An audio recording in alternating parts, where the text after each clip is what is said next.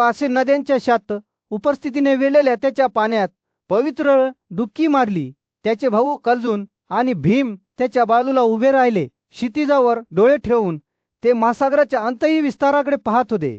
राजकुमारचा संकल्प प्रत्येक क्षणाशी बळकट होत गेला, कारण त्या माहित होते की हा प्रवास त्याच्या धैर्य आणि विश्वासाची परीक्षा घेईल. खुशी आणि मार्गदर्शक लोमासा युधिष्ठिराकडे गेला आणि शहाणपणाचे शब्द बोलला.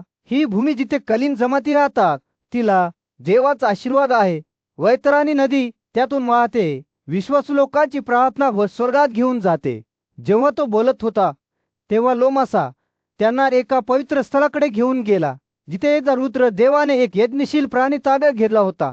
फक्त देवाने इतरांच्या मालमत्तेचा आदर करण्याची आठवण करून दिली. त्या प्राचीन कथेची आठवण तिथे उभ्या असलेल्या सर्वांच्या मनात कोरली गेली होती. देवाने स्वतः रुद्राला त्याच्या मालकीच्या नसलेल्या गोष्टींचा लोभ करण्यापासून सावध केले होते. आदराने त्यांनी यज्ञ केला आणि त्याच्या क्रोधाला शांत केले, आणि म्हणून देवाने पशुचा त्याग केला आणि दैवी क्षेत्रात गायब झाला. युधिष्ठिर आणि त्याचे साथीदार वैतरणी नदीवर पोहोचतात ते तिच्या काठावर उतरले आणि आपल्या पूर्वजांना नैवेद्य अर्पण केले. एका पुढाऱ्याच्या सामर्थ्याबद्दल विचार करत असताना राजकुमारचे हृदय भावनेने फुलले. धार्मिक कृतीची शक्ती किती महान असावी. तो आश्चर्यचकित झाला. स्वतः नश्वर आखण्याच्या पलीकडे असलेल्या प्रदेशात वाहून नेले गेलेलो असा जाणून बुजून हसला, कारण तो त्यांना अशा ठिकाणी घेऊन गेला होता जिथे वास्तविकतेचे जाळे अगदी पाहत होते.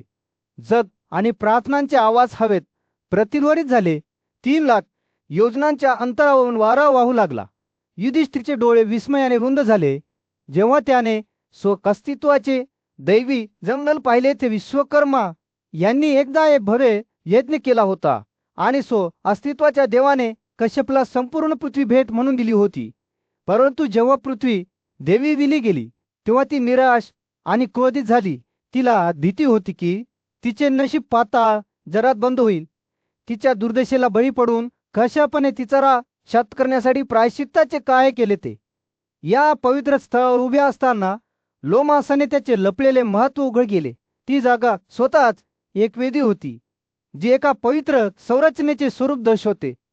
प्राचीन भारतातील वैशंपायनाने राजा युधिष्ठिर आणि त्याच्या भावांना खूप महत्त्वाची एक कथा सांगितली.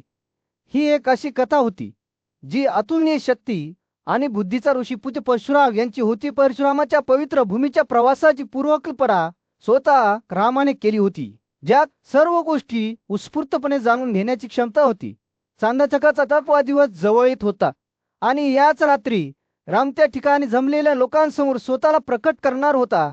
परशुरामाचा एक समर्पित अनुयायी आकृतवरण याने वैशंपायनाला त्या दृश्याचे वर्णन केले.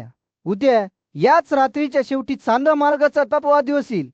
त्या प्रसंगी तुम्हाला त्याचे हे दर्शन होईल, ज्याने हिरड्याची कातडी परिधान केली असेल आणि त्याचे केस शिकट मासच्या रूपात घातले असतील. कथा जसजशी उलगडत गेली तसंच युधिष्ठिराने आकृतावराला कर्तवीराचा मुलगा अर्जुनवर परशुरामाने मिळवलेल्या विजयाची आख्यायिका सांगण्याची विनंती केली. 1000 हात आणि सोन्याची बनलेली आकाशी गाडी असलेला हा पराक्रमी राजा प्रचंड शक्तिशाली झाला होता आणि त्याने सर्व सजीवांवर अत्याचार केले होते. देवानी स्वतः आम्हाला या अत्याचारीचा पराभव करणे आवश्यक मानले होते. उडारी जंगलाच्या मध्यभागी गादीना आवाजा एक महान राजा तपश्चर्याने राहत होता. त्याला त्याची मुलगी सत्यवती जन्मली आणि ती मोठी झाल्यावर भृगूचा मुलगा गोशिका याने तिच्या लग्नासाठी तिच्याकडे हात मागितला. तथापि गादीने असे ठरवले की त्याच्या मुलीच्या प्रेयसीला एक काळे कान असलेल्या 1000 ताफ्यातील घोड्यांचा हुंडा द्यावा लागेल. रुचिका ही अट मान्य केली, परंतु समुद्र देवता वरुणाने शेवटी त्याला आवश्यक घोडे भेट दिले. सत्यवती आणि रुचिका यांच्यातील संबंधांना स्वतः देवाचा आशीर्वाद लाभला. जेव्हा तिचे सासरे भृगू त्यांच्या लग्नाच्या सोहळ्यासाठी आले तेव्हा त्याने आपल्या सुनाला एक वरदान दिले. ती तिला हवे ते मागू शकत होती. तिच्या आईच्या प्रोत्साहनासह सत्यवती हे विनंती केली की तिचा मुलगा योद्धाच्या चारित्र्यासह जन्माला यावा. पुजारी म्हणून नव्हे, तिच्या भक्तीमुळे प्रसन्न झालेल्या भृगूने ही इच्छा पूर्ण करण्यास सहमती दर्शवली. त्याने त्यांना दैवी सरयुक्त तांदळाची आणि दुधाची 2 भांडी दिली. त्यांना त्यांच्या हंगामात आंघोळ घालण्याची आणि तयार केलेले अन्न खताला विशिष्ट झाडांना स्वतंत्रपणे मिठी मारण्याची सूचना दिली.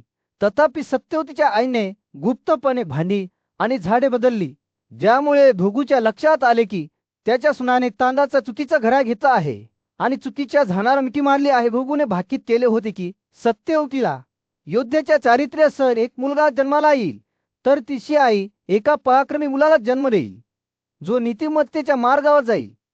प्राचीन भारतातील घनदाट जंगलामध्ये लमदग्नी नावाचा एक प्रसिद्ध ऋषी त्याची समर्पित पत्नी रेणुका हिच्याबरोबर एका विनम्र आश्रमात राहत होता.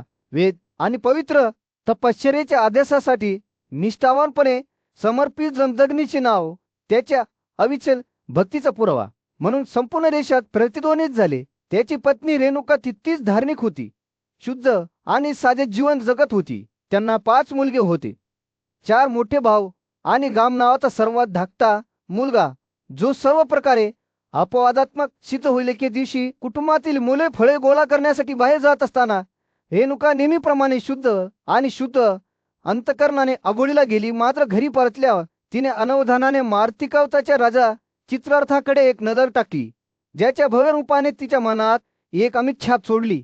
आकर्षणाच्या क्षणाने तिच्या आत एक बेकायदेशीर इच्छा प्रज्वलित केली, ज्यामुळे ती नदीच्या पाण्याने कलंकित झाली. त्याच्या पत्नीचे उल्लंघन कळल्यावर जमदग्नी रागाने आणि निराशेने ग्रासला. त्याने त्यांचा मोठा मुलगा रुमानवन, त्यानंतर सुषेना, वासू, विश्वासू आणि शेवटी रामाला बोलावले. कठोर भावनेने त्याने त्या प्रत्येकाला त्यांच्या आईचे जीवन संपवण्याची सूचना केली, परंतु ते भीतीने अर्धांगवायू झाले आणि एक शब्दही बोलू शकले नाही. त्याने आपल्या मुलांना शाप दिल्याने, त्यांना मूर्ख बनवल्यामुळे आणि त्यांना निर्जीव वस्तूंसारखी स्थिर सोडल्यामुळे जमदग्नीचा राग आणखी तीव्र झाला. सर्वात धाकटा मुलगा राम शेवटी आश्रमात पोहोचला आणि त्याला त्याच्या वडिलांची कठोर आज्ञा मिळाली. हे माझ्या मुला, तुझ्या या दुष्ट आईला कोणत्याही संकोचाने मारून टाका. हातात कुऱ्हाड घेऊन रामाने धैर्याने त्याच्या आईचे डोके तोडले. त्याने आपली संमती व्यक्त करता जमदग्नीचा क्रोध लगेच कमी झाला. तो म्हणाला, तू माझ्या सांगण्यावरून हे कठीण काम केलेस, सद्गुणांमध्ये पारंगत होतास. त्यानंतर रामाने त्याच्या आईला पुन्हा जिवंत करण्याची विनंती केली आणि या क्रूरकृत्याच्या आठवणीने त्याला त्रास होऊ नये अशी विनंती केली. त्याच्या भावांनी त्यांचे पूर्वीचे राज्य परत मिळवावे, युद्धभूमीवर अतुलनीय व्हावे आणि दीर्घायुष्य प्राप्त करावे अशी त्याने इच्छा व्यक्त केली. जमदग्नीने हे सर्व इच्छा पूर्ण केल्या आणि त्याचे अमर्याद प्रेम आणि भक्ती दर्शविली कलादराने. तथापि एक नवीन आव्हान समोर आले.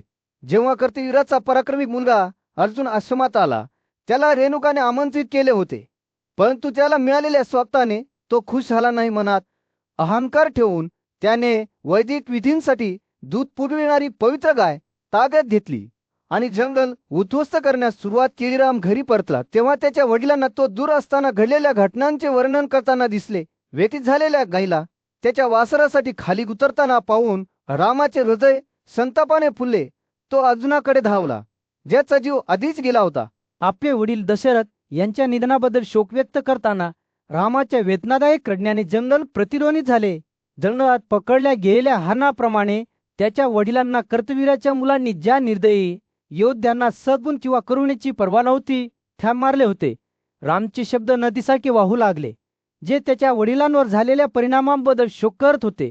जो तपश्चर्येत गुंतलेला आणि हिंसाचारापासून दूर असलेला एक वृद्ध माणूस होता, तो बोलत असताना त्याच्या दुःखाने न्याय संतापाला मार्ग दिला. अशा लोकांनी निशस्त्र आणि रक्षणे आत्म्याचा वध केल्याचा दावा कसा केला? या कृत्याबद्दल बोलताना ते त्यांच्या मित्रांना आणि सेवकांना कोणता चेहरा दाखवतील? आपल्या वडिलांच्या मृत्यूचा सूड घेण्याची शपथ घेताना रामाचे शब्द विषयाने ओतले गेले. कर्तवीराच्या मुलांवर दोष नव्हता, तर आपल्या वडिलांचे रक्षण करण्यात अपयशी ठरल्याबद्दल स्वतःवर दोष होता. जास्त कारणाने रामाने आपल्या दिवंगत सरांचे अंत्यविधी केले. त्याने एक चिता बांधली आणि आपल्या वडिलांच्या मृतदेहाचे दहन केले. ज्वाळा नश्वर अवशेषांना भस्म करतात ते पाहत आत पेटत असताना रामाने आपली तलवार उचलली, ज्याची ब्लेड अतिप्रकाशाने चमकत होती.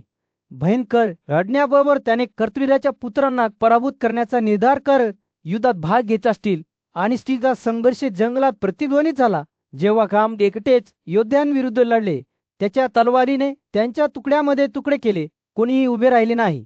त्याने 3 वेळा कार्तवीर्याच्या पुत्रांचा पाठलाग करणाऱ्या कशातयांना ठार मारले आणि 7 वेळा सर्व योद्ध्यांच्या जमातींचा नाश केला.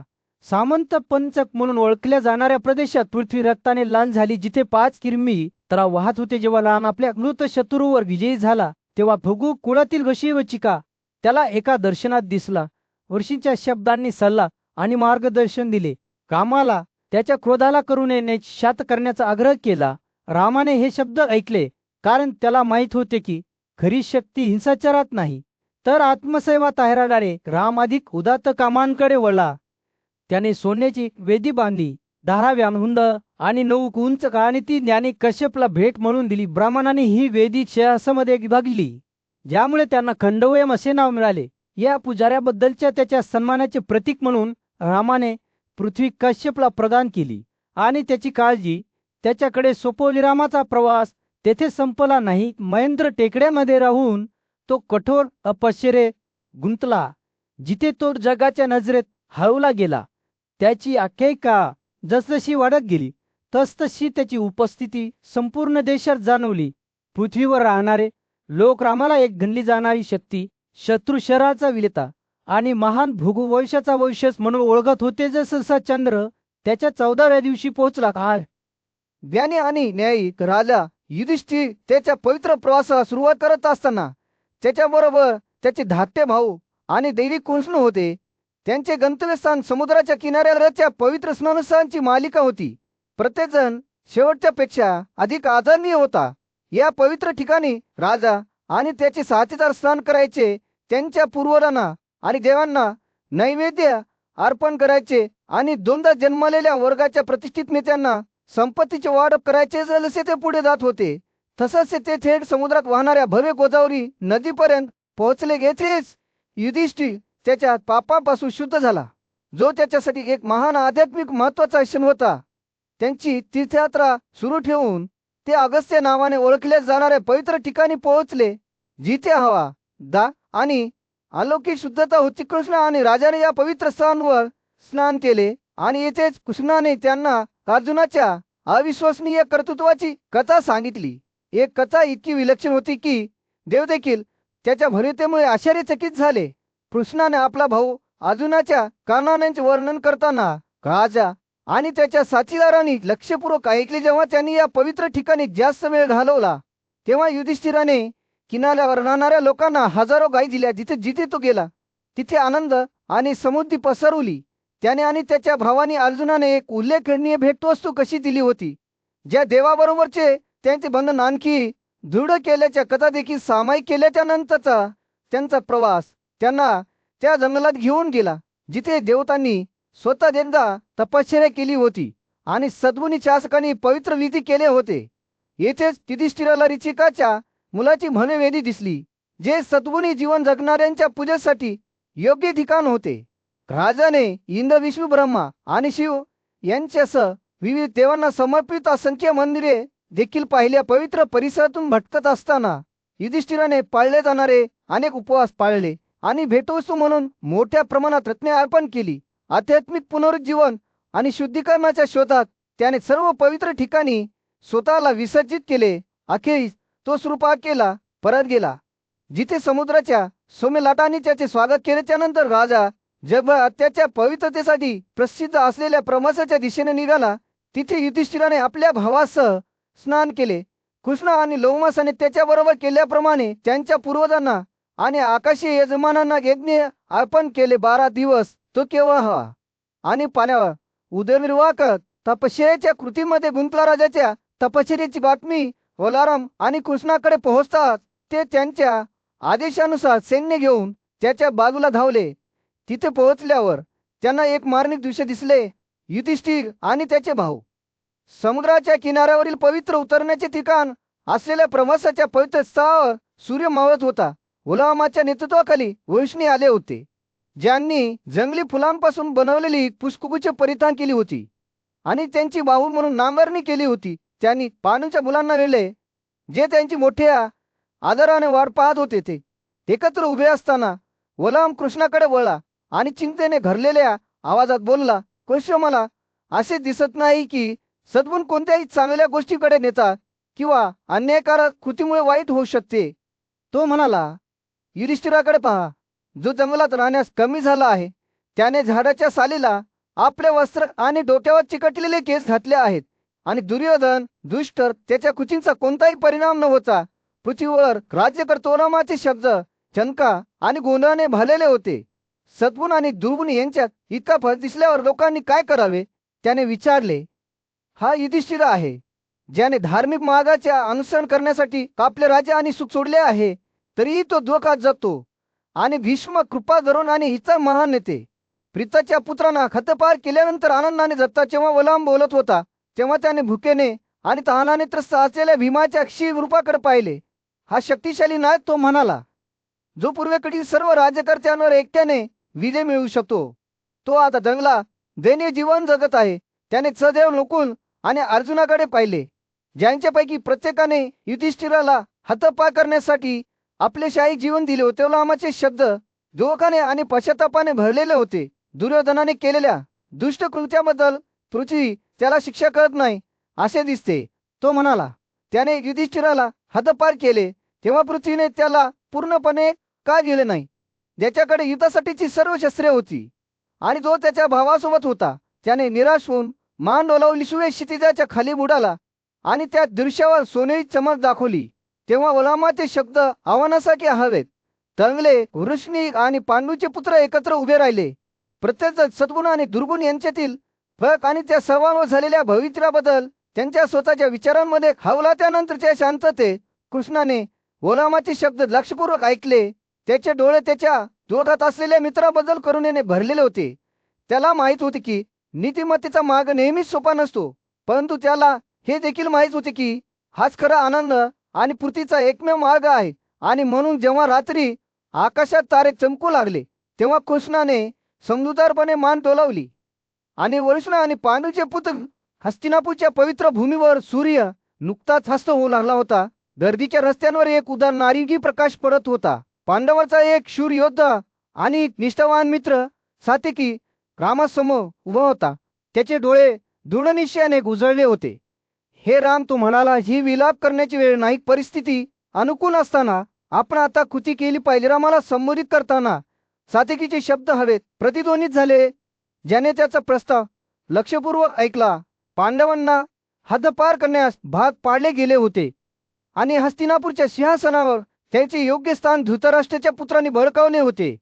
सात्यकीने असा युक्तिवाद केला की कृष्ण आणि स्वतः त्यांच्या बाजूने असल्याने पांडवांना त्यांचे राज्य परत मिळवण्याची शक्यता निश्चित होती. जेव्हा तो बोलत होता तेव्हा त्याचे डोळे रामाकडे खिळखिळवत होते, आजच्या प्रखर प्रकाशाने जळत होते. आम्हाला संरक्षण देणारे संरक्षक आहेत, तो म्हणाला. तुमच्यासारखे आणि कृष्णासारखे आश्रयदाते जे संपूर्ण जगाचे रक्षण करण्यास सक्षम आहेत. तुमचा मुलगा अर्जुन आपल्या भावासोबत लपून कसा राहतो? आता कृती करण्याची वेळ आली आहे. चला दाट टेकून युद्धात उतरूया आणि आपल्या शत्रूंना आपल्या पायाखाली चिरड्या. सात्यकीच्या शब्दांना रामाकडून जोरदार संमती मिळाली, ज्याने होकारार्थी मान डोलावली. कृष्ण, तो म्हणाला, तुम्ही महान योद्धा आहात. हे सिद्ध करण्याची ही तुमची संधी आहे. तुमचे धनुष्य उचला आणि धृतराष्ट्रांच्या पुत्रांना सत्तेचा खरा अर्थ दाखवूया. पण जेव्हा संभाषण तापत होते तेव्हा कृष्णाने हस्तक्षेप केला. त्याचा आवाज शांत आणि मंद झाला. हे मधुच्या वंशाचे वंश, तो सात्यकीला म्हणाला, तुमचे शब्द खरोखर खरे आहेत, परंतु आपण आपल्या थोर राजा युधिष्ठिरच्या इच्छेचा विचार केला पाहिजे. तो स्वतःच्या शौर्याने जिंकलेल्याशिवाय सिंहासन स्वीकारणार नाही. कृष्ण पुढे बोलत असताना सात्यकीने लक्षपूर्वक ऐकले. याशिवाय आपल्याजवळ भीम आणि अर्जुन हे दोन पराक्रमी योद्धे आहेत, जे युद्धात अतुलनीय आहेत. आणि जुळे नकुल आणि सहदेव त्यांच्या बाजूने असल्याने आपल्या शत्रूंना काय संधी आहे. आपण आपल्या विरोधकांच्या पराक्रमाला कमी लिखू नये, परंतु आपण प्रतीक्षा देखील करू शकत नाही. कृष्णाच्या शब्दांना सात्यकीने होकार दिला.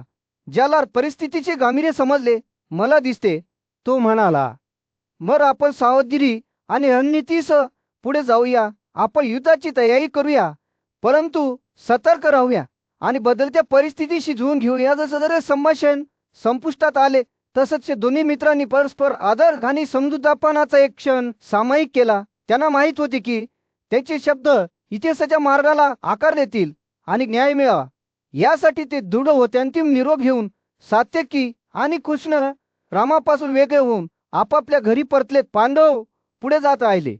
प्राचीन भारताच्या पवित्र भूमीवर एक भव्य कतारा उलगडत गेली, ज्यात भक्ती, त्याग आणि आध्यात्मिक ज्ञानाचा पाठपुरावा याबद्दल सांगितले गेले होते. असे म्हटलेले आहे की पूर्वीच्या काळात राजा नृगाने ते भव्य घेतली गेला होता, ज्याने शक्तिशाली इंद्राला प्रसन्न केले. गडगडाट करणारा देव ज्याने शत्रू शहरे उद्ध्वस्त केली, राजाने सोम रस हे पवित्र अमृत अर्पण केले. त्याने इंद्राला पुनरुज्जीवित केले आणि त्याचे हृदय आनंदाने भरले. इंद्रसह देवी देवता हा महत्वाचा प्रसंग साजरा करण्यासाठी एकत्र जमले. तेव्हा सर्व सजीवांचे रक्षक त्यांच्यासोबत सामील झाले. एकत्रितपणे त्यांनी अभूतपूर्व प्रमाणात विविध यज्ञ केले. ज्यांनी हे विधी सुलभ केले होते त्या सेवाकर्त्या पुजाऱ्यांवर भरपूर कृपादृष्टीचा वर्षाव केला. हे पराक्रमी शासक राजा अमृतरायस मृगाच्या पावलावर पाऊल ठेवून 7 घोड्यांच्या बलिदानादरम्यान सोम रस अर्पण करून इंद्राला संतुष्ट करत होता. या भव्य दिवसात विधीमध्ये वापरल्या जाणाऱ्या वस्तू देखील सोन्याने तयार केल्या गेल्या होत्या, जे राजाच्या अमर्या गाजाऱ्याचा पुरावा होते. मास या पूज्य ऋषींनी ही कथा सांगितली, ज्याने राजा युधिष्ठिराला या पवित्र भूमीच्या सद्गुणांबद्दल सांगितले. त्याने पृथ्वीचा रक्षक असलेल्या गयाने 7 भव्य यज्ञ कसे केले होते ते सांगितले, ज्यामध्ये सोम रस प्यायल्याने इंद्र आनंदित झाला आणि पुरोहितांना मोजता न येणाऱ्या असंख्य संपत्तीचे बक्षीस देण्यात आले. राजाच्या गाजाऱ्याला कोणतीही मर्यादा नव्हती, कारण सोन्यापासून तयार केलेल्या बोलण्याच्या देवीच्या प्रतिमा देखील देशाच्या कानाकोपऱ्यातून आलेल्या पवित्र जातीला भेट म्हणून देण्यात आल्या होत्या. रोमासाने त्याची कथा पुढे नेत असताना त्याने दयेच्या अंतिम ध्येयाबद्दल सांगितले. इंद्राच्या पैलशांना प्राप्त करणे हे साध्य करण्यासाठी त्याने विविध ठिकाणी असंख्य बलिदानाचे दीप उभारले होते, ज्यामुळे पृथ्वीच्या पृष्ठभागावर क्वचित जागा उरली होती. आणि म्हणून असे म्हटले जात होते की जो कोणी पवित्र पायोसिनी नदीत स्नान करेल तो गयेच्या पावलावर पाऊल ठेवेल आणि देवांच्या क्षेत्रापर्यंत पोहोचेल. युधिष्ठिर आणि त्याच्या भावांना ही कथा खूप भावली. त्यांनी स्वतःची पापे धुवून टाकण्याच्या प्रयत्नात पायोसिनी नदीत स्नान करण्याचा निर्णय घेतला. जेव्हा ते निर्मणी टेकडी आणि नर्मदा या महान नदीकडे जात होते, तेव्हा लोमासाने त्यांना आकाशीय क्षेत्राच्या पवित्र स्थळांमधून आणि मंदिरांमधून मार्गदर्शन केले. त्यांनी या पवित्र मैदानांचा शोध घेत असताना युधिष्ठिराने लोमासाला या भूमीच्या इतिहासाबद्दल विचारले. ऋषींनी जुन्या काळातील एक कथा सांगण्यास सुरुवात केली, ज्यामध्ये शर्यतीच्या यज्ञ विधीबद्दल सांगितले गेले होते, ज्यामध्ये एक इंद्र दृश्यमान स्वरूपात प्रकट झाला आणि त्याने 2 दिव्य वैद्यासोबत सोम रस प्यायले. तथापि भृगूचा मुलाचे इंद्राला त्याच्या कथित उल्लंघनाबद्दल रागावून युधिष्ठिराला या कथेची उत्सुकता लागली आणि त्याने लोमासाला विचारले. एका संवराच्या परिसरात भृगूचा मुलगा नावाचा एक महान संत दीर्घकाळापासून तीव्र तपश्चर्या करत होता. त्याचे तेजस्वी रूप आणि पराक्रमी ऊर्जा त्याने वीर मुद्रा धारण करताना स्पष्ट दिसत होती.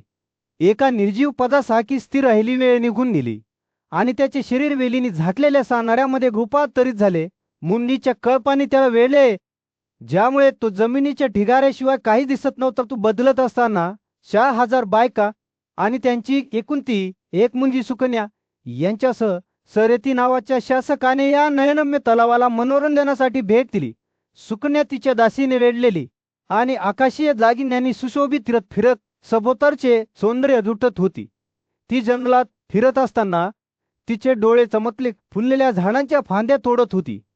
तिच्या सभोवतालची जाणीव नसताना ती विजेचा निष्काळजी त्या कत फिरली. भृगूचा मुलगा, जो आता एक संग्राहक आहे, त्याने सुकन्याचा निष्पाप पण मोहक स्वभाव पाहिला. तिची बुद्धिमत्ता आणि तपस्वी ऊर्जा तिच्या उपस्थितीमुळे उत्तेजित झाली आणि त्याला इच्छेची लाट जाणवली. मात्र त्याचा मंद आवाज तिला हाक मारत होता, परंतु तिने त्याला ऐकले नाही. जिज्ञासू आणि बेशुद्ध झालेल्या सुकन्या हिने ऋषीचे डोळे काट्याने विणले, ज्यामुळे त्याला प्रचंड वेदना आणि क्रोध झाला. चेवनचा राग जसजसा वाढत गेला तसंच त्याने शर्यतींच्या सैन्यासाठी निसर्गाच्या आवाहनाला अडथळा आणला, ज्यामुळे ते खूप त्रस्त झाले.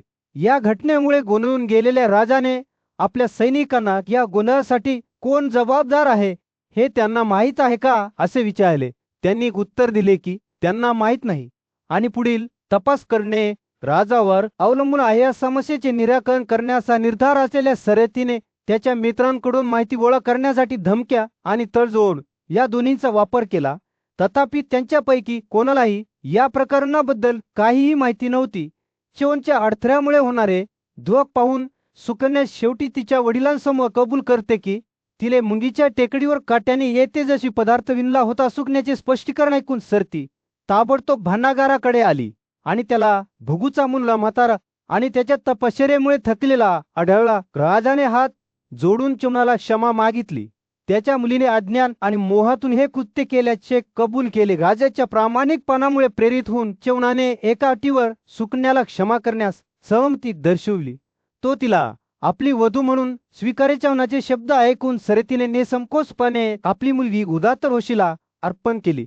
आता सुकन्या त्याच्या देखरेखीखाली असल्याने च्यवन राजावर प्रसन्न झाला आणि त्याला त्याचे आशीर्वाद दिले. त्याच्या सैन्यासह सरती त्याच्या शहरात परतली तर सुकन्या तिच्या पतीची काळजी घेऊ लागली, तपश्चर्या करू लागली आणि अध्यादेशाचे पालन करू लागली. जसा वेळ जात होता तसतशी सुकन्या हिनिच्छेची पूजा करत स्वतःला एक समर्पित पत्नी असल्याचे सिद्ध केले. एका हिरव्यागार जंगलात जेथे सोन्याची किरणे झाडांवर नाचत होती, त्या जुळ्या अश्विनांना महान ख्यातीचे दिवे चिकित्सक प्रेमाचे दर्शन झाले. सुकन्या सरयतीची मुलगी आणि च्यवनची पत्नी तिच्या स्नानातून नुकतीच बाहेर आली होती. तिची त्वचा दवाने चुंबन घेतलेल्या तेलाने चमकली होती. अश्विनचे डोळे तिला पाहताना रुंद झाले. त्यांचे चेहरे आश्चर्याने चमकले. तू कोण आहेस? सुंदर नाकात जन्मलेल्या जुळ्या मुलांनी एक सुरात विचारले. उन्हाळ्याच्या दिवशी सौम्य वाऱ्यासारखे त्यांचे आवाज. तुझे सौंदर्य आकाशीय क्षेत्रातील ताऱ्यांपेक्षा अधिक उसळते. सुकन्या त्यांच्या शब्दांवर लाजाळू झाली. तिची लाजाळूपणा तिच्या निर्दोषतेचा आणि सद्गुणाचा पुरावा होते. अश्विन लोक तिच्या सौंदर्याची स्तुती करत राहिले आणि तिची तुलना एका विजेच्या बोंतेशी केली, ज्याने जंगलाला त्याच्या तेजस्वी प्रकाशाने प्रकाशित केले. तरी त्यांच्या लक्षात आले की तिचे नैसर्गिक सौंदर्य तिच्या त्वचेला चिकटलेल्या चिखलाने आणि घाणने विरन केले आहे. तुम्ही च्यवनासारख्या म्हाताऱ्याची सेवा का करता? त्यांनी विचारले. त्यांचे शब्द नापसंतीच्या संकेताने रंगलेले होते. जेव्हा आपल्यापैकी एक जण तुमच्या घरला भागू शकतो आणि तुम्हाला आनंद देऊ शकतो, जेव्हा तिने उत्तर दिले, मी माझ्या पती च्यवनाला वचनबद्ध आहे, मला त्याच्या निष्ठेवर शंका नाही, तेव्हा सुकण्याचे हृदय भक्तीने फुले. तिच्या शब्दांनी विचलित होता अश्विनाने एक उपाय सुचवला. तिच्या उन्हाला पुन्हा तारुण्य आणि चैतन्य मिळवून देतील, ज्यामुळे तो पुन्हा एकदा मजबूत आणि सुंदर होईल. त्या बदल्यात सुकन्या त्यांच्यापैकी एकाला तिचा जोडीदार म्हणून निवडेल. अश्विनाचे वचन तिच्या कानात वाजत असताना सुकन्याच्या वनकडे परतली आणि त्याला त्यांचा प्रस्ताव सांगितला. तिचा पूर्वीचा उत्साह परत मिळवण्यासाठी उत्सुक असलेल्या तिच्या पतीने त्याची संमती दिली. अश्विनांनी सुकन्याला च्यवनाला जवळच्या तलावात आणण्याची सूचना केली, जिथे ते त्यांचा जादू विधी करतील. असा सूर्य क्षितिजाच्या खाली बुडाला.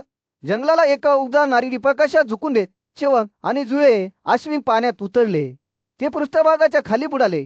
तसतशी हवा प्रतीक्षेत असलेल्या शांततेने भरून गेली. एका क्षणानंतर ते बाहेर आले, रूपांतरित झाले. तारुण्यपूर्ण, तेजस्वी आणि ताऱ्यासारखे चमकणारे जळच्या कणाचे आपल्या पतीचे पुनर्संचयित सौंदर्य पाहून सुकण्याचे हृदय आनंदाने फुलले. तरी त्यांच्या साच्याच रूपात तिच्यासाठी त्यांपैकी एकाची निवड करणे अशक्य होते.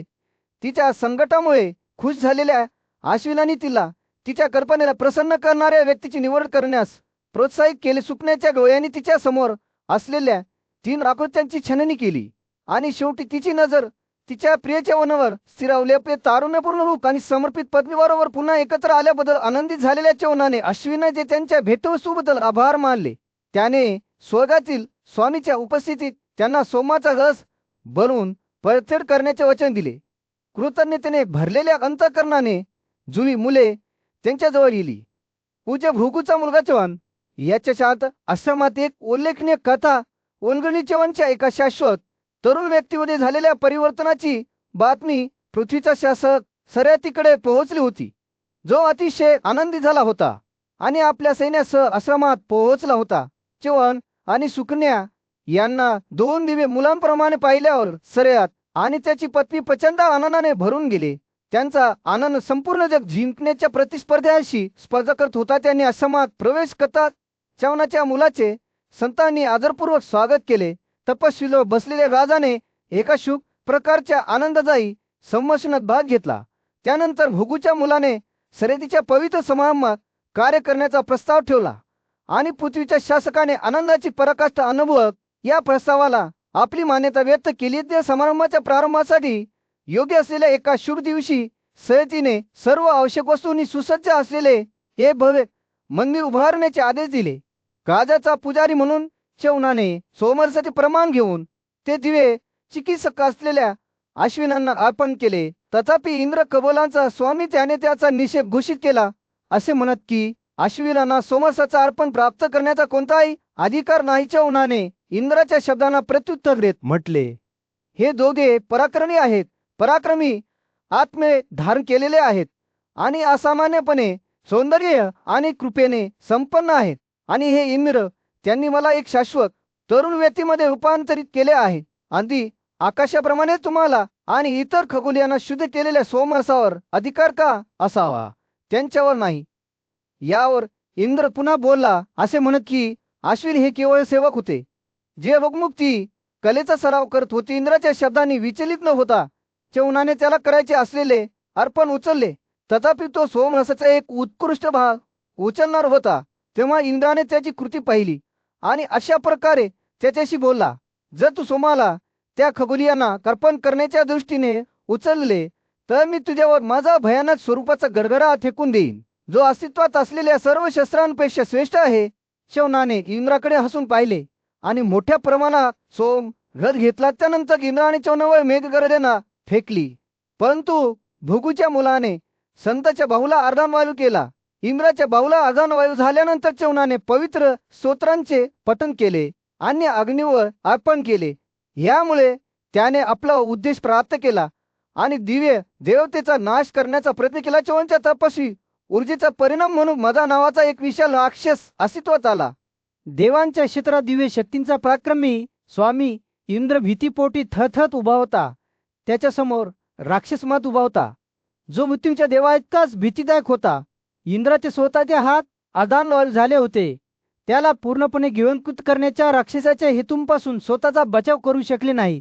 स्वतःला वाचवण्याच्या तीव्र प्रयत्नात इंद्राने वारंवार त्याच्या तोंडाचे कोपरे चाटले. त्याची भीती आणि चिंता स्पष्ट होती. जेव्हा सर्व आशा संपुष्टात आल्या तेव्हा भृगूचा शहाणा आणि शक्तिशाली मुलगा च्यवन घटनास्थळी प्रकट झाला. इंद्राने भीतीने छळलेल्या च्यवनची दया मागितली आणि त्याच्या वतीने हस्तक्षेप करण्याची विनंती केली. हे भृगूचा मुलगा इंद्र ओरडला, मी तुम्हाला खरे सांगतो की या दिवसापासून 2 अश्विन सोमरसासाठी पात्र असतील. माझ्यावर दया करा, माझे वचन कधीही व्यर्थ होणार नाही. च्यवन त्याच्या रागाच्या तीव्रतेने इंद्राच्या शब्दांनी शांत झाला आणि शत्रूच्या शहरांचा विध्वंसकाला मुक्त केले. त्यानंतर त्याने मदार राक्षसाचा पाळाव केला आणि त्याला देवांच्या राज्यातून हद्दपार केले. आपल्या हाताच्या लाटाने चौनाने मदाचे वितरण केले. त्याचा प्रभाव जगभरात विविध स्वरूपात पसरवला. नशा, स्त्रिया, जुगार आणि मैदानी खेळ राक्षसावर विजय मिळवल्यानंतर इंद्राच्या कृतज्ञतेला मर्यादा नव्हती. त्याने चौनाला सोम मसुदा दिला, जो त्याने कृतज्ञतेने स्वीकारला. राजा सरेतीसह त्यांनी सर्व देवांची पूजा केली, ज्यात 2 अश्विनांचा समावेश होता, ज्यांना आता पवित्र रस पियाचा अधिकार होता. च्यवनच्या शक्तींची कीर्ती दूरदूरपर्यंत पसरली आणि इंद्राची स्वतःची प्रतिष्ठा त्याच्या ज्ञानी ऋषीशी असलेल्या संबंधामुळे वाढलेला जसे दिवस जात होते, तसंच च्यवन त्याची प्रेमळ पत्नी सुकन्याने वेलेल्या जंगलात आनंदाचे जीवन जगला. त्याने आपला वेळ पवित्र तलावात आपल्या पूर्वजांना आणि देवांना नैवेद्य अर्पण करण्यात घालवला, जिथे पक्षी मधुर गीते गात असत. राजाला त्याच्या भावासह या पवित्र स्थळाला भेट देण्यासाठी आमंत्रित केले गेले, जिथे ते त्यांच्या पूर्वजांना आणि देवांना पाणी अर्पण करतील. आर्किका टेकडी एक महान पावित्र्याचे ठिकाण जवळच उभे होते. ही काही सामान्य टेकडी नव्हती, कारण प्राचीन काळात जग आणि ऋषी कठोर तपश्चर्या तेथेच राहत होते. नर आणि नारायण या जुळ्या मुलांनी, तसेच शिवसंत शांतनु आणि सुनका या सर्वांनी याच ठिकाणाहून शाश्वत प्रदेश प्राप्त केले होते. पांडूचा मुलगा महान कृष्णाने देखील येथे तपश्चर्येच्या जीवनात स्वतःला गुंतवले होते. युधिष्ठिर हा राजा या पवित्र स्थळासमोर उभा असताना त्याला एक शासक म्हणून त्याच्या स्वतःच्या कर्तव्यांची आठवण करून देण्यात आली. त्याला सांगण्यात आले की या ठिकाणी सर्व पापांचा नाश करण्याची शक्ती आहे आणि अर्पण करण्यासाठी हे उत्कृष्ट ठिकाण आहे. युधिष्ठिरच्या दरबारात महान राजाने लोमसाला इंद्राला वैभवाने टक्कर देणारा पराक्रमी सम्राट मांधाताची कथा सांगण्यास सांगितले. लोमसाने इक्ष्वाकू राजघराण्यातील सद्गुणी राजा युवनाश्वाचा मुलगा मांधाताच्या जन्माचे वर्णन करून सुरुवातीला युनास्वाने अनेक यत्न केले होते आणि पुरोहितांना उदार भेटवस्तू दिल्या होत्या, परंतु त्याच्या चांगल्या कृतीनंतरही तो निसंतान होता. त्याने आपल्या मंत्र्यांना राजाची कर्तव्ये सोपवली आणि जंगलात आध्यात्मिक कार्यात स्वतःला वाहून घेतले. एक दिवस उपवास करताना युनास्वाने भृगूच्या आश्रमात प्रवेश केला, जिथे पाण्याने भरलेली एक पवित्र भरणी ठेवण्यात आली होती. मोठ्या शक्तीच्या आणि शौर्याच्या मुलाला जन्म देण्याच्या उद्देशाने संतांच्या प्रार्थनेच्या सद्गुणाने पाणी ओतले गेले होते. ज्यावेळी युनास्वाने भरणीतून पाणी प्यायले, तेव्हा त्याने नकळत संतांच्या योजनेत व्यत्यय आणला. ते पाणी गेल्याचे पाहून जागे झाले आणि त्यांनी युनास्वाला ते गायब झाल्याची चौकशी केली. त्याने एक ते पिण्याची प्रामाणिकपणे कबुली दिली आणि भृगूच्या मुलाने उघड केले की हे पाणी त्याच्या आईसाठी एका मुलाला गर्भधारणा करण्यासाठी होते, जे स्वतः इंद्राशी स्पर्धा करेला. अपघात होऊनही संतांनी मानहाताचा जन्म सुनिश्चित करण्यासाठी यत्न केला. युनास्वाने सूर्यासारखा चमकणारा, प्रचंड सामर्थ्यवान आणि अपरिमित तेज असलेल्या मुलाला जन्म देण्यापूर्वी 100 वर्षे गेली.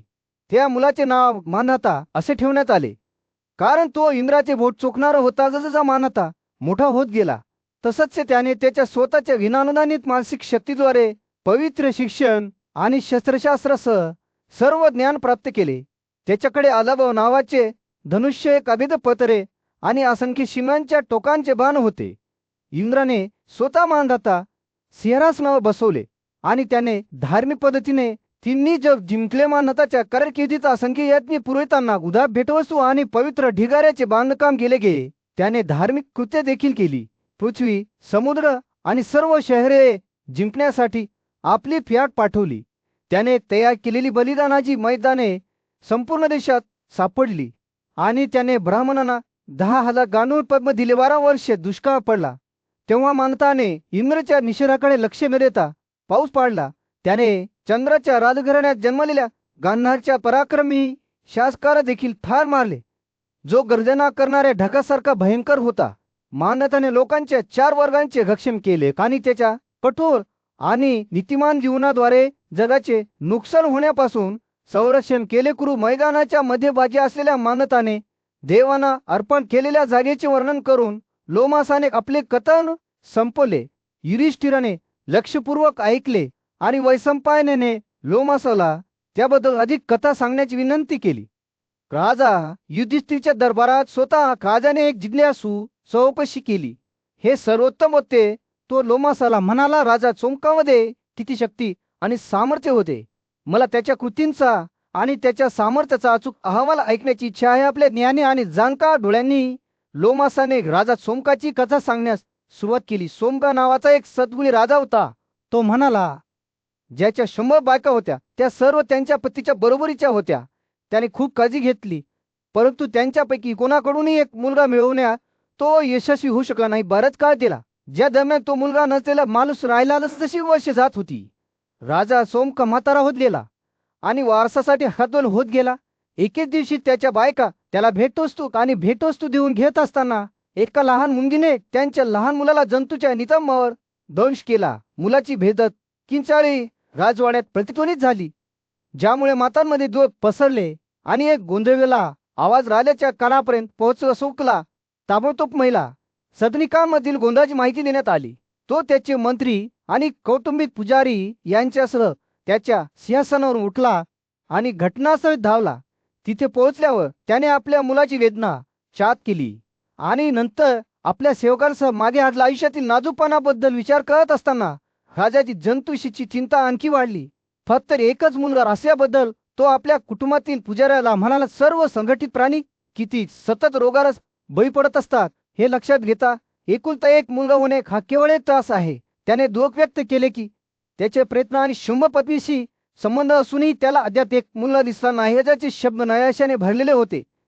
जेव्हा तो त्याच्या कुटुंबाच्या पुजाऱ्याकडे मार्गदर्शनासाठी वळला, हे ब्राह्मण, माझ्या स्वामी, मला अनेक मुलगे जन्माला यावेत या उद्देशाने त्याने विनवणी केली. या शतकातील पत्नीचे लग्न मी केले आहे. तपासणीनंतर आणि ते मला योग्य ठरतील असे मी स्वतःला पटवून दिल्यानंतर पण त्यांना कोणीही दिले नाही. त्याने विचारले की त्याला शुंभ मुलगे देऊ शकेल असा एखादा समारंभ आहे का. कुटुंबातील ज्ञानी आणि जाणकार पुजारीने उत्तर दिले, असा एक समारंभ आहे ज्याद्वारे एखाद्या व्यक्तीला एक शतक पुत्र मिळू शकतात. हे सोमका, जर तू ते करू शकशील तर मी तुला ते समजावू सांगेन. शोकाचे डोळे आशेने चमकले. आई त्याने उत्तर दिले, मग ते चांगले किंवा वाईट कुठे असो, ज्या समारंभात 100 मुलांचा जन्म होऊ शकतो, तो समारंभ तुम्ही आधीच केल्याप्रमाणे घेऊ शकता. तुमच्या धन्य आत्म्याला ते मला समजावून सांगू द्या. कौटुंबिक पुजारी विधीची रूपरेषा आखू लागला. पाहिजे ती केलं जाईल. आणि त्याचा एकुलता एक मुलगा जंतू याला अर्पण करावे लागेल. राजाने लक्षपूर्वक ऐकले. एका दूरच्या प्रदेशात राजा सोमका त्याच्या विश्वासू ब्राह्मण पुजारी लोमासासमोर उभा होता. त्याच्या अंतःकरणात तीव्र इच्छा होती. त्याने आपला वारसा पुढे नेण्यासाठी अनेक मुलांची उत्कट इच्छा बाळगली होती आणि ते घडवण्यासाठी जे काही करावे लागेल ते करण्यास तो तयार होता. अत्यंत भक्तिभावाने त्याने ज्ञानी पुजारीला विनवणी केली. जे काही करायचे आहे ते का, मी तुम्हाला विनवणी करतो. जे आवश्यक असेल ते तंतोतंत करा. मला अनेक मुले हवी आहेत, म्हणून मी तुम्हाला सांगितल्याप्रमाणे सर्व काही करेन. धार्मिक यज्ञाला सुरुवात करताना ब्राह्मणाचे शब्द गांभीर्याने भरलेले होते. जंतू नावाच्या एका तरुण मुलाला बळी म्हणून निवडण्यात आले आणि त्याच्या मातांनी दुःखाने त्याला कार्यवाह पुजाऱ्यापासून दूर नेण्याचा प्रयत्न केला. ते निराश होऊन घडले. त्यांच्या मुलाला घट्ट पकडले, परंतु पुजारी खंबीरपणे उभा राहिला. त्याची पकड अडखळली नाही. महिलांच्या वेदनादायक ओरड्यांनी हवा भरून गेली. जसे की वेदनेने ओरडणाऱ्या स्त्रीच्या समुदिताने विधी जसं पुढे सकत गेला, तसंच ते पुजारीने जंतूला त्याच्या आईपासून दूर खेचले आणि त्याला वाचवण्याचे त्यांचे तीव्र प्रयत्न असूनही शेवटी त्याला ठार मारण्यात आले आणि त्याला होमली म्हणून अर्पण करण्यात आले. अर्पण करण्यासाठी तयार केलेली तापदायक छबी पाहून मतांची वेदना त्याच्या शिखरावर पोहोचली. तीक्ष्ण वासाने भारावून ते मूर्छित झाले आणि खोल बेशुद्धावस्थेत जमिनीवर पडले. तरीही नशिबाने ठरवले होते की या यज्ञामुळे अनपेक्षित बक्षीस मिळेल. 10 महिन्यानंतर राजा सोमकाला पूर्ण शतकातील मुलांचा जन्म झाला. प्रत्येक जण त्याच्या समर्पित पत्नीद्वारे गर्भधारणा झाला. त्यापैकी सर्वात मोठा आणि सर्वात प्रिय मुलगा जंतू उभा होता. त्याच्या पाठीवर सोन्याचा ठसा होता. त्याच्या अपवादात्मक गुणवत्तेचे प्रतीक अनेक वर्षे उलटून गेली आणि सोमकाचे राज्य संपुष्टात येत असताना त्याला त्याच्या कुटुंबातील पुजाऱ्यावर झालेल्या भयंकर परिणामाचे दर्शन झाले. एकेकाळी त्यांच्या पवित्र विधीला चालना देणाऱ्या ज्वालामुळे ब्राह्मणाला नरक यातना होत होत्या. सोमकाचे हृदय त्याच्या निष्ठावान सेवकाकडे गेले आणि त्याने हे जाणून घेण्याची मागणी केली की ही आपत्ती त्याच्यावर का अलेगनीने भाजले. त्याचे शरीर असलेल्या पुजारीने सत्य प्रकट केले, हे मी तुझ्या त्या यज्ञातील कर्तृत्वाचा परिणाम आहे. राजा उद्ध्वस्त झाला. त्याच्या कृतीमुळे त्याच्या निष्ठावंत सेवकाचे दोष झाले आहे हे त्याच्या लक्षात आले. त्याने दिवंगत आत्म्यांना शिक्षा देणारा देव धर्मराजाकडे त्याच्या पुजारीला या वेदनेतून मुक्त करण्याची विनंती केली, पण धर्मराज विचलित होणार नव्हता. दुसऱ्याच्या कृत्यामुळे कोणीही आनंद घेऊ शकत नाही किंवा दोर भोगू शकत नाही. त्याने घोषित केले, हे तुझ्या कृत्याचे फळ आहे. तेथे पराग सोमका निर्दोष होता. आग्रह करत होता की त्याच्या निष्ठावंत ब्राह्मणाशिवाय त्याला आशीर्वादित प्रदेशात प्रवेश करण्याची इच्छा नव्हती. त्यांच्या कृतीच्या परिणामांमध्ये सहभागी होण्याची त्याची उत्कट इच्छा होती. जेव्हा लोमास राजा युधिष्ठिरासमोर उभा राहिला तेव्हा त्याने मोठी भक्ती आणि आध्यात्मिक महत्त्व असलेली एक कथा सांगण्यास सुरुवात केली. हे राजा, तो म्हणाला. आदराने भरलेला त्याचा आवाज सर्व प्राण्यांचा स्वामी स्वतः इष्टिकुताचा प्रतिविधी करीत होता, जो एक अविश्वसनीय 1000 वर्षे चालला होता. लोमास पुढे म्हणाला, आणि नबगाचा मुलगा अमोरिशाने पवित्र यमुना नदीजवळ यज्ञ केले. त्याने आपल्या सेवक पुजाऱ्यांना 10 पद्म म्हणजे सोन्याची नाणी दिली आणि त्याच्या भक्तीद्वारे सर्वोच्च यश मिळवलेला मासा राजाला अशा ठिकाणी घेऊन गेला तिथे शक्तिशाली सम्राट ययातीने एकदा त्याचे यज्ञविधी केले होते. मैदान विविध प्रकारच्या यज्ञासाठीच्या जागांनी विखुरलेले होते आणि ययातीच्या पुणेकार्यांच्या वजनाखाली पृथ्वी कमी होत असल्याचे दिसत होते. एका छोट्या एकेही पानांच्या फांदीकडे बोट दाखवत लोमासा म्हणाला, हे सामी झाड पहा आणि हा एक उत्कृष्ट तलाव आहे. राजाचे डोळे सभोवतालचे निर्मळ सौंदर्य घेऊन भूप्रदेशावर फिरत होते. जसे ते पुढे जात होते तसंच ते त्यांना परशुरामाने निर्माण केलेले तलाव आणि नारायणचा आश्रम भेटला. लोमासाने पृथ्वीवर फिरत असलेल्या रचिकाच्या मुलाने अनुसरलेल्या मार्गाकडे लक्ष वेधले, जो रोपे नदीत योगाभ्यास करत होता. राजा लक्षपूर्वक ऐकत होता. त्याचे मन प्राचीन वीरांच्या कथा आत्मसात करत होते. अचानक त्यांच्या समोर एक विचित्र आकृती दिसली. अलंकारासाठी कीटकांनी सजलेली एक पिसाचा स्त्री ती एका ब्राह्मण स्त्रीशी बोलली, युगांतरामध्ये दही खाल्ल्यानंतर आणि अच्युत मध्ये राहिल्यानंतर तू तुझ्या मुलाबरोबर राहायला पाहिजेस. लोमासाने तिचे शब्द अनुवादित केल्यावर राजाची उत्सुकता वाढली. ती म्हणते की जर आपण येथे रात्र घालवली तर आपले अनुभव दिवसाच्या अनुभवांपेक्षा वेगळे असतील. त्याने स्पष्ट केले. राजाने लोमासाकडे पाहिले. त्याचे डोळे आश्चर्य आणि भीतीच्या भावनेने भरले होते. हे खरोखरच एक पवित्र स्थळ आहे. तो म्हणाला, या ठिकाणी नवशाचा मुलगा येती यज्ञविधी करतो आणि मौल्यवानातने भेटवस्तू देतो. त्या विधीबद्दल किंदचा आनंद त्यांच्या सभोवतालच्या शांततापूर्ण वातावरणात स्पष्ट दिसत होता. प्रक्षावतरण म्हणून ओळखल्या जाणाऱ्या यमुना नदीवरील पवित्र स्नानगृहाकडे बोट दाखवत लोमासा राजाला संपूर्ण भूप्रदेशात मार्गदर्शन करत राहिला. सुसंस्कृत मनाचे लोक त्याला स्वर्गातील प्रवेशद्वार म्हणतात असे तो म्हणाला. राजा लक्षपूर्वक ऐकत होता. त्याचे मन प्राचीन वीरांच्या कथांमध्ये आणि त्यांच्या भक्तीमध्ये मद्यपान करत होते. राजा भरताने ज्या ठिकाणी यज्ञविधी केले होते त्या ठिकाणी ते पोहोचताच लोमासाने स्पष्ट केले की राजाने इच्छित बळीला मुक्त करून घोड्याचा बळी साजरा केला होता. काळ्या रंगाचा कोट घातलेला एक भोल घोडा मारुताची कतर येताना राजाचे डोळे रुंद झाले. ज्याने मारुताला मुक्त केले. लोमास राजा दशरथाच्या समोर उभा असताना त्याने पवित्र भूप्रदेशाकडे सदैने पाहिले. हे भरताच्या वंशाचा पुत्रा, त्याने सुरुवात केली. हे एक असे ठिकाण आहे जिथे मानवाने अखेरचा श्वास घेतला आहे आणि स्वर्गात गेला आहे. त्याने त्या ठिकाणाकडे लक्ष वेधले जेथे दक्षाने हजारो वर्षांपूर्वी जेव्हा तो एका मोठ्या यज्ञात गुंतला होता तेव्हा त्याचे आशीर्वाद घेतले होते. लोमासाने त्याला सुंदर सरस्वती नदीच्या काठावर नेले. तेव्हा राजाचे डोळे रुंद झाले. लोमास म्हणाला, हे पवित्र तीर्थ आहे जिथे देवी पृथ्वीवर नाहीशी झाली आणि नंतर चमसोद येथे पुन्हा प्रकट झाली. लोमासाने त्याला निषाद राज्याचे द्वार दाखवले जिथे सरस्वती त्यांच्या द्वेषापासून लपलेली होती आणि किती तिला इतर पवित्र नद्या जोडलेल्या आहेत. लोमासाने पुढे म्हटले, येणाऱ्या सर्वांना आशीर्वाद दिल्यासाठी समुद्राच्या दिशेने वाहते ते. नदीच्या काठावरून चालत असताना लोमासाने सिंधू म्हणून ओळखल्या जाणाऱ्या ठिकाणाकडे लक्ष वेधले जिथे लोपामुद्राने अगस्त्याला आपला स्वामी म्हणून स्वीकारले होते. राजाचे डोळे इंद्राच्या पसंतीच्या ठिकाण प्रभासाच्या उल्लेखाने आश्चर्याने चमकले ज्याने सर्व पापे दूर केली. आणि तिथे लोमास दूरच्या प्रदेशाकडे बोट दाखवत म्हणारा, विश्वपातची पवित्र भूमी द्युशर्मान ह्या जा. आणि त्याचे भाऊ लोमासाच्या मागोमाग विपासा नदीच्या काठावर गेले जिथे वशिष्ठाने एकदा आपल्या मुलासाठी धोकात स्वतःला पाण्यात टाकले होते. आणि जेव्हा तो पाण्यातून उठला तेव्हा लोमासा हसून म्हणाला, तो निरंकुश होता. राजाचे डोळे चमकले जेव्हा तो कसमीच्या पवित्र प्रदेशाकडे पाहत होता जिथे वारंवार पवित्र ऋषी येत असता. त्याचा प्रवास सुरू असताना आग्नी आणि कश्यपने ज्या ठिकाणी परिषद घेतली होती आणि जिथे नवशाचा मुलगा उत्तरेकडील ऋषींना भेटला होता त्या ठिकाणाकडे लोमासाने लक्ष वेधले. एका दूरच्या प्रवेशद्वाराकडे बोट दाखवत तो म्हणाला, आणि तिथे मानसरोवराचे प्रवेशद्वार आहे.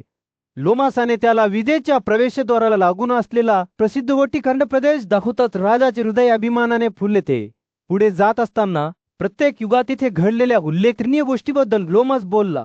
भगवान शिवकुमा आणि त्याच्या अनुयायांसर या ठिकाणी प्रकट होतील आणि जे लोक त्यांच्या कुटुंबाच्या कल्याणाची इच्छा बाळगतात ते म्हणाले, चैत्र महिन्यात यज्ञ करून महान धनुष्य पिनात धारकाला प्रसन्न करा. लोमासाने त्याला उजनाथ नावाचे पवित्र तीर्थ दाखवले. तेव्हा राजाचे डोळे भक्तीने भारावून गेले जिथे वशिष्ठ आणि त्याची पत्नी अरुंधतीला शांतता मिळाली होती जेव्हा ते त्यांच्या प्रवासाच्या शेवटी पोहोचले. उन्हाळ्याच्या कडक उन्हात राजा उशिरा आपल्या सिंहासनावर बसला. त्याच्या सभोवती सेवक होते. जवळच असलेल्या झाडावर एक भल्या बाज बसला होता. त्याची भेदक नजर गाजावर खेळलेली होती. बाज अशा आवाजात बोलला, जो संपूर्ण देशात प्रतिध्वनित झाला. पृथ्वीवरील सर्व राजे तुम्हाला एक धर्मनिष्ठ शासक म्हणून प्रतिनिधित्व करतात. हे राजकुमार आदेशाद्वारे मंजूर न केलेले कृत्य करणे तू का थांबवलास? बाजाचे शब्द ऐकून राजाचे डोळे मोठे झाले. त्याला माहीत होते की हा पक्षी फक्त एखादा सामान्य प्राणी नाही तर दैविक शहाणपणाने ओतप्रोत आहे. बाज पुढे म्हणाला, मला भूक लागली आहे. देवाने माझ्या अन्नासाठी जे नियुक्त केले आहे ते तू माझ्यापासून जपत नाहीस का? त्याच्या समोर थरथरत असलेल्या कबुतराकडे पाहून राजाचे हृदय कळवळू झाले. मी ते तुझ्याकडे सोपवले नाही. हे सर्वोच्च गुण आहे. हे तुला का दिसत नाही? बाजाने त्याचे डोळे चुळतेने चमकून विचारले. त्यामुळे त्याचा त्याग करणे निश्चितच निंदनीय आहे. राजाचे मन त्याच्या पर्यायांचा विचार करत धावत होते. त्याला माहीत होते की कबुतराला वाचवणे हे एक उदात्त कार्य असेल, परंतु त्याची किंमत काय याचा अर्थ स्वतःच्या सद्गुणाचा त्याग करणे असा होत नाही. काबाजाळे दाबले, त्याचे शब्द शहाणपणाने टपकले. एक माणूस त्याला सर्वात आवडणारी गोष्ट सोडल्यानंतरही दीर्घकाळ जगू शकतो, परंतु अन्नापासून दूर राहिल्यानंतर तो तसे करू शकत नाही. बाजाचा युक्तिवाद ऐकून राजाचे डोळे रुंद झाले. त्याला माहित होते की ही केवळ एका पक्षाला खायला देण्याची बाब नाही, तर वैश्विक व्यवस्था कायम ठेवण्याची बाब आहे. बाजाच्या पुढील शब्दामुळे राजाच्या विचारांमध्ये व्यत्यय आला. पण हे राजकुमार, तू अनेकांचे प्राण वाचवत नाहीस. दुसऱ्या सद्गुणाच्या मार्गात अडथळा आणणारा सद्गुण नक्कीच सद्गुण नाही, परंतु प्रत्यक्षात तो अन्याय आहे. निर्णय घेण्यासाठी धडपडत असताना राजाचे मन परस्परविरोधी भावनांनी गजबजलेले होते. राजाचे शब्द उन्हाळ्याच्या दिवशी सोने वाऱ्यासारखे होते, ज्यात शहाणपणाचा आणि सद्गुणांचा सुगंध होता. राजाला माहित होते की याला त्याच्या पुढील हालचालीबद्दल काळजीपूर्वक विचार करावा लागेल. त्याने कबुतराकडे पाहिले. त्याचे डोळे देयची गॅचला करत होते आणि नंतर बाजूकडे वळले. हे सर्वोत्तम पक्षी, तो म्हणाला, जेव्हा तू खूप चांगल्या शब्दांनी भरलेले शब्द बोलतोस तेव्हा मला तू सुपर्ण पक्ष्यांचा राजा असल्याचा संशय येतोस. राजाच्या संशयाची पुष्टी झाली जेव्हा बाजाने उत्तर दिले, हे सद्गुणी राजा, मी खरोखरच इंद्र आहे. राजा सत्य प्रकट होताच हवा एका अलौकिक ऊर्जेने भरलेली होती. त्याला जाणवले की स्वतः देवानी त्याची परीक्षा घेतली आहे आणि त्याचे सद्गुण त्यांच्या स्वतःच्या विरुद्ध मोडले जातील. काय घडत आहे याचा पूर्ण अर्थ समजून घेतल्याने राजाचे मन चक्रावले. त्याला माहित होते की त्याला स्वतःचे सद्गुण आणि संरक्षण मानणाऱ्यांच्या जीवनातील एकाची निवड करावी लागेल. एका दूरच्या प्रदेशात जिथे नारळाच्या झाडांच्या सुगंधाने हवा गोड होती, तिथे उदाल चांबुलला श्वेतेतू नावाचा एक तरुण राहत होता. पवित्र मंत्रांमध्ये तज्ञ म्हणून त्याची कीर्ती दूरदूरपर्यंत पसरली होती आणि लोक अनेकदा आत्म्याच्या बाबीवर त्याचे मार्गदर्शन मागत असत. एके दिवशी आश्रमात ध्यान करताना त्याने देवी सरस्वतीला तिच्या मानवी रूपात पाहिले. विनम्र अंतकरणाने श्वेतेतूने तिच्या आशीर्वादासाठी विनंती केली. मला भाषणाची देणगी मिळू देन. शिवाप्रमाणेच श्वेतेतूचा काका अष्टावक्र, त्याची आई सुलता आणि वडील कौडा, ज्यांनी शास्त्रांवर प्रभुत्व मिळवलेले एक प्रसिद्ध वशी, यांच्या पोटी जन्मला होता. तथापि जेव्हा कौडा पवित्र ग्रंथ ओठ्याने वाचतो तेव्हा न जन्मलेले मूल अष्टावक्र त्याला दुरुस्त करून म्हणतो, बाबा, तुमचे वाचन चुकीचे आहे. या अपरिपूर्णतेमुळे संतप्त होऊन कौडा त्याच्या मुलाला शाप देतो, कारण तुम्ही गर्भाशयात देखील असे बोलता. तुम्ही तुमच्या शरीराच्या 8 भागांमध्ये वालाष्टावक्राचा जन्म एका विकृत रूपात झाला होता, परंतु त्याचे मन तीक्ष्ण आणि जिज्ञासू राहिले. जसजसे ते मोठे होत गेले, त्यांचे काका श्वेतकेतू यांनी त्यांच्याशी मैत्री केली आणि ते एकत्र अनेकदा पवित्र दंतकथांवर चैतन्यदायी वादविवादात गुंतले. तथापि अष्टावक्राच्या जन्माबद्दलचे सत्य त्याच्यापासून लपलेले राहिले की त्याचे वडील खरे तर कौडा होते, ज्यांना वडीलने एका वादात पराभूत केले होते आणि नंतर मोडून टाकले होते. अनेक वर्षे उलटली आणि अष्टावक्र त्याच्या 12व्या वर्षाला पोहोचला. एके दिवशी त्याच्या तथाकथित वडिलांच्या मांडीवर बसलेला असताना श्वेतेतूने त्याला क्रूरपणे सांगितले, हे तुझ्या वडिलांच्या मांडीवर नाही. या प्रकटीकरणाने अष्टावक्राचे हृदय खंदियासारखे छेदले आणि तो तीव्रपणे घडला. त्याची आई सुलाताकडून उत्तरे शोधत तिने त्याच्या जन्माबद्दलचे सत्य त्याला सांगितले की त्याचा खरा पिता कौदा होता. अष्टावक्राचे हृदय रागाने आणि दुःखाने फुलले, परंतु त्याने भूतकाळावर लक्ष न देण्याचा निर्णय घेतला. त्याऐवजी त्याने शहाणपण आणि ज्ञानाचा शोध घेतला, ज्यामुळे तो राजा जनकाच्या भव्य यज्ञाकडे वळला. त्याचा काका श्वेतकेतू सोबत अष्टावक्र भव्य कार्यक्रमाला पोहोचला, जिथे त्यांना मंडित करून आव्हान मिळाले, ज्याने काहोनाला अनेक वर्षांपूर्वी पराभूत केले होते. त्याच्या नजरेत तीव्र लिलाराने अष्टावक्राने राजाला संबोधित केले, हे महान शासक, मी या पवित्र वादविवादात सहभागी होण्यासाठी आला आहे. कोणाचे ज्ञान श्रेष्ठ आहे ते पाहूया. माझे की वंडींचे 2 तेजस्वी मनामधील महाकाव्याच्या संघर्षासाठी मंच तयार करण्यात आला होता, ज्यात पवित्र विद्या आणि शास्त्र आंशिकपणे संतुलनात लटकलेले होते. वादविवाद जसा पुढे सरकत गेला तसच अष्टावक्राचे शब्द शहाणपणाने घुसू लागले आणि त्याचे युक्तिवाद रेल्यासारखे तीक्ष्ण होते. वंडीन जरी विज्ञानात पांगत असले तरी जळत्या वाळवंटात अष्टावक्र आणि त्याचे साथीदार राजा जनकाच्या भव्य यज्ञ सोहळ्याचे साक्षीदार होण्यासाठी उत्सुक होऊन मिथिला राज्याच्या दिशेने प्रवास करत होते. जेव्हा ते प्रवेशद्वाराजवळ पोहोचले तेव्हा एका कठोर रक्षकाने त्यांचा मार्ग अडवला. कठोर नियमांचा हवाला देत की केवळ विशिष्ट वयापेक्षा जास्त शिकलेल्या ब्राह्मणांनाच प्रवेश दिला जात असे वर्णनच्या नकाराने निर्लज्जपणे अष्टावक्र उभा राहिला आणि घोषित केला, आम्ही शहाणपणात म्हातारे आहोत. फक्त वश्यच नाही, आम्ही पवित्र व्रताचे पालन केले आहे, वैदिक विधीवर प्रभुत्व मिळवले आहे आणि आपल्या भावनांना वश केले आहे. आमचे ज्ञान वयाने बांधलेले नाही संशयवादी परंतु कुतूहलाने भरलेल्या वर्णनाने अष्टावक्राला एका शोकाद्वारे सर्वोच्च व्यक्तीबद्दलची आपली समज दर्शविण्यास सांगितले. अष्टावक्र हसला आणि एका प्राचीन स्तोत्राचे पठण करू लागला, ज्याचे एकच अक्षर भयानक अर्थांमध्ये उलगडत होते, ज्याने रक्षकाला चकित केले. अष्टावक्राने स्पष्ट केले की खरी वाढ केवळ शारीरिक विकासाद्वारे मोजली जाऊ शकत नाही. ते झाड तरुण दिसू शकते परंतु फळ देऊ शकते, तर गाखाडी केस असलेले झाड रिकामे डोके असू शकते. स्वतः असूनही प्रभावित झालेल्या रक्षकाने राजाचे आदेश आणि वंदींच्या अधिकाराचे कारण देत त्यांना जाऊ देण्यास नकार दिला. अष्टावक्रांनी अविचल राहून राजा जनकाला भेटण्याची विनंती केली आणि वंदीला त्यांच्या कमानाची माहिती देण्यास सांगितले. अष्टावक्राच्या दासाने चक्रावून गेलेल्या राजाने त्याला भेटण्यास सहमती दर्शवली. ते दरबारात प्रवेश करत असताना अष्टावक्राने राजाला संबोधित केले, हे पराक्रमी शासक, मी तुझ्या बलिदानाचे साक्षीदार होण्यासाठी आलो आहे आणि विद्वान माणसांशी वाद घालतो आहे. मी माझे मूल्य सिद्ध करू शकतो का? अष्टावक्राच्या आत्मविश्वासाने आनंदित झालेल्या राजाने त्याला 30 विभाग 12 भाग 24 सांधे आणि 360 बोटे असलेल्या पवित्र चक्राचे ज्ञान दर्शविण्यास सांगितले. अष्टावक्राने उत्तर दिले, ते सतत चालणारेचा तुमचे रक्षण करील आणि कोडीची मालिका सुरू केली. प्रत्येक फोडी शेवटल्यापेक्षा अधिक गुंतागुंतीची होती. अष्टावक्राच्या बुद्धीने आणि ज्ञानाने प्रभावित होऊन राजाने त्याला वारा चालवणारा देवरथीसारखा ओळखण्यास सांगितले आणि त्याला कोणत्या प्राण्यांचा जन्म झाला? अष्टावक्राने उत्तर दिले, देव इंद्र आहे आणि त्याची मुले सूर्य आणि चंद्र आहेत. त्यानंतर राजाने आणखी एक कोडे मारले. झोपेत असताना काय? डोळे बंद करत नाही. जन्मल्यावरही काय? हलत नाही. ज्याला हृदय नाही आणि कोणत्या गोष्टीचा वेग वाढतो? अष्टावक्राने 7 विषयांच्या मालिकेसह उत्तर दिले. प्रत्येकजण मागील पेक्षा अधिक हुशार होत. अष्टावक्राचे भाष्यवाचे प्रभुत्व आणि त्याच्या स्वतःच्या पायावर विचार करण्याची क्षमता पाहून राजा आश्चर्यचकित झाला. त्याने घोषित केले, तू सामान्य मुलगा नाहीस, मी तुला समारंभात प्रवेश देतो. वंदीन तुझी वाट पाहत आहे.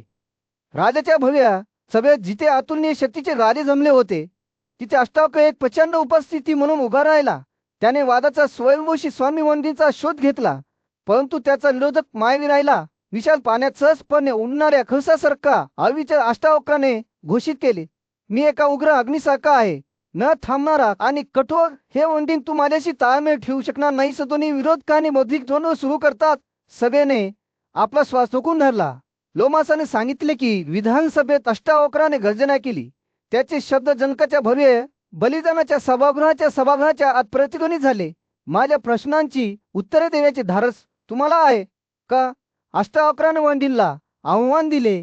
वंदिनेने स्वतःच्या क्षमतेवर विश्वास ठेवून उत्तर दिले, एक अग्नी तेजस्वीपणे जळतो, एक सूर्य चमकतो आणि एक नाही. इंद्र सर्व शत्रूवर विजय मिळवतो. जसा वाद वाढत गेला तसंच ते दोन्ही विरोधक एकमेकांशी भिडले आणि एकमेकांच्या युक्तिवादांना अचूकतेने आणि हुशारीने प्रत्युत्तर दिले. अष्टावक्राने असे मत मांडले की संख्यांना जीवनाच्या विविध पैलूंमध्ये महत्त्व आहे. ब्राह्मणासाठी 4 आश्रम, यज्ञ करण्यासाठी 4 आदेश आणि 4 मुख्य गुण. वडिनेने त्याच्या स्वतःच्या उदाहरणासह प्रत्युत्तर दिले. 5 अग्नी, 5 मीटर आणि 5 पवित्र नद्या. बुद्धिमत्तेची लढाई सुरू राहिली. प्रत्येक प्रतिस्पर्धी दुसऱ्याला मागे टाकण्याचा प्रयत्न करत होता. अष्टावक्राने पवित्र अग्नीची स्थापना करण्यासाठी 6 गायींना अग्रचुटी म्हणून संबोधले, तर वंदिनेने 7 पाळीव प्राणी आणि 7 वन्य प्राण्यांचा दावा केला. आकड्यांचा खेळ चालू राहिला. दोन्ही बाजूने इथे दिले नाही. 12 महिने वर्ष तयार झाले. 12 अक्षय म्हणजे विटजत्तीचा 1 फूट आणि 12 आदित्य आकाशात चमकले. जेव्हा हा वाद कधीही संपणार नाही असे वाटत होते तेव्हा वंदी शांत झाला. त्याला त्याचे प्रतिवाद चालू ठेवता आले नाहीत. अष्टावक्राने शोकातील शेवटचा भाग दिला, ज्या तेव्हा चंद्र दिवस शुभ असल्याचे पृथ्वीवरील 13 बेटे आणि केशीच्या अध्यक्षतेखाली 13 यज्ञ असल्याचे उघड केले. ब्राह्मण त्याच्या बौद्धिक पराक्रमाची आदरांजली वाहण्यासाठी अष्टावक्राकडे जात असताना सभेमध्ये गोंधळ उडाला. अष्टावक्राने घोषित केले की वंदीचेही ते हाल झाले पाहिजेत जे त्याने इतर ब्राह्मणांवर केले होते. समुद्राच्या पाण्यात फेकले गेले होते. परंतु वंडिल्याने एक धक्कादायक सत्य उघड केले. तो राजा वरूनचा मुलगा होता आणि त्याच्या वडिलांचे बलिदान 12 वर्षाहून अधिक काळ चालले होते. सगळं